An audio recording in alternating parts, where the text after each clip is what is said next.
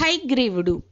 హయగ్రీవుడు అనగా విష్ణుమూర్తి. ఈయన దానవులతో యుద్ధం చేసి చేసి అలసిపోయి ఎక్కుపెట్టిన తన ధనుస్సుపై తల పెట్టుకొని నిద్రించుచుండెను. ఇంతలో దేవతలు యజ్ఞాలు చేసి ఆ భాగములను విష్ణుమూర్తికి సమర్పించాలని చూశారు. కానీ ఎక్కడా కనిపించలేదు. చివరికి వెతికి వెతికి నిద్రిస్తున్న విష్ణుమూర్తిని చూశారు. లేపడానికి సందేహించారు.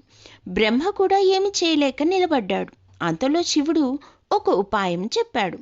ధనుస్సు యొక్క వింటినారిని తెంపినట్లయితే విష్ణుమూర్తి తల కదిలి అతనికి నిద్రాభంగం కలుగుతుందని, అప్పుడు మెలకువ వస్తుందని చెప్పాడు. ఆ పని చేయడానికి బ్రహ్మ వంబ్రి అను ఒక కీటకమును అడిగిను. అది కూడా నిద్రపోవు వారిని లేపుట పాపమని సందేహించును. కానీ దానికి కావలసిన ఆహార పదార్థాలను అనుదినము బ్రహ్మ ఇవ్వడానికి ఒప్పించి అంగీకరించేలా చేశాడు.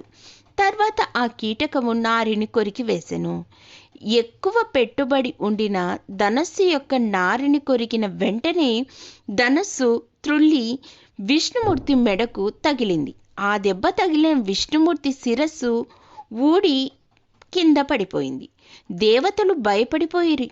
వీరందరినీ ఓదార్చి దేవిని నియమాలతో ప్రార్థించమని బ్రహ్మ చెప్పెను.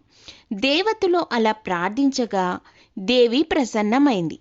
కారణం లేక ఇటు జరగదని హయగ్రీవ తల తెచ్చి విష్ణుమూర్తి శరీరమునకు అంటింపమని చెప్పెను. విశ్వకర్మ చేత హయగ్రీవము చేయించి దేవతలు హయము మెడ తల తెచ్చి విష్ణుమూర్తి మొండెమునకు అతికించిరి. కావున విష్ణుమూర్తి హయగ్రీవుడు అయ్యెను. ఆ హయగ్రీవుడే ధనుజుని సంహరించెను.